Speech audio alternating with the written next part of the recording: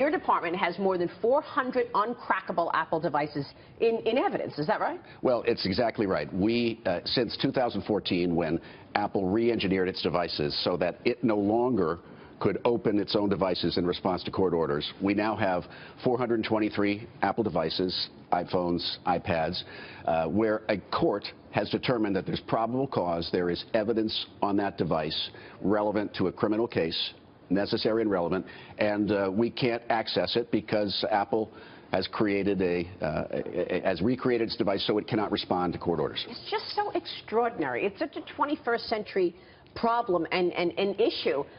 Talk to our viewers about the difference. I mean, they are worried about freedoms. They don't want their freedom of speech and their freedom of privacy to get impacted. And yet, you've got these phones sitting there at the Manhattan DA's office, and you know that there's evidence that can actually put away child pornographers or, people who are doing really bad things.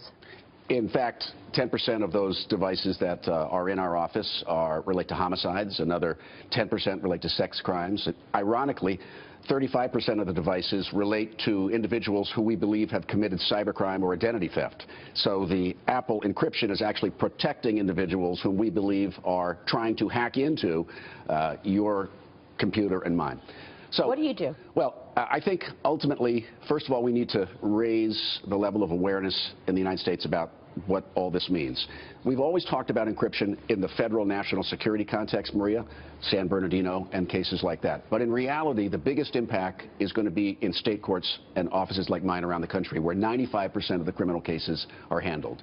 So in cases involving rape, robbery, murder, child abuse, identity theft, financial crimes, our inability to access these devices is going to affect thousands and thousands of victims of crime who want to seek justice. So the question is, how do we find a balance? Right. And I think what we need to have, I believe, is the U.S. Senate and the House of Representatives take on this issue seriously. I am an advocate for privacy, like I'm sure you are. Yes, I am. But I do believe that we've never in America had a space where so much information was contained that was entirely inaccessible. The government has always had the right, based upon a judge's determination independently, that if there's relevant evidence to protect the public, we have to accommodate that societal need. And we're really asking nothing new from what's happened previously. Banks, for example, didn't want to provide currency transaction reports when people moved cash in and out of the banks. But we knew that criminals were doing that. So the banks had to adjust.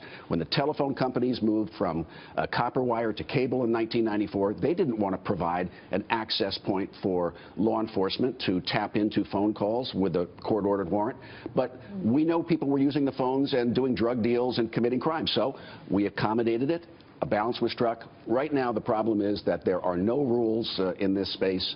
Apple and Google control 96% of the world smartphone market, and they've decided that they know where to draw the line between public safety and privacy, and they know better than anywhere else, and they've drawn it coincidentally at that point, which happens to serve their economic interests. Wow. This is an extraordinary moment because it's impacting national security, and yet we're not coming up with the middle ground, a balance, where when the phone and when the impact to privacy affects things like rape, murder victims, etc., can't we come to a middle ground?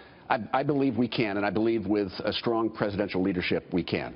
We've published a report today, a second report. We published our first a year ago, which updates the public on the impact of encryption on public safety with specific examples. And what we believe, Maria, there's a way to start looking at this. We believe that we should first, there's two kinds of data that are relevant to this debate. One is the data that sits on your phone. Right. Pictures, texts, and the like. That's called data at rest. And that's yours. That's what's in the phone itself. Yeah. And we believe a good place to start, this is just like getting a warrant to a car or a house or to a safety deposit box, that if we focus on data at rest, this is where the bulk of information that's relevant to state prosecutors resides. We then have to look at the issue of data in motion and how and if we can access in the cloud. Yeah, and in a way that both protects privacy, but also we all have to understand that we have an obligation in this country to protect our citizens.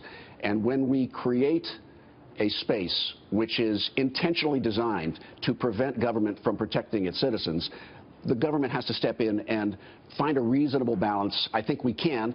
I regret that the last administration didn't really lead in this area. I think it's the result that the result was that the Senate and the House didn't have the administration backing to move forward. I'm hoping moving forward that we'll have a reasonable, rational discussion about this, and that the tech and government have to find a solution to this, or we're going to have continued incidents of crime where we can't access devices, or another terrorism attack with information on the phone.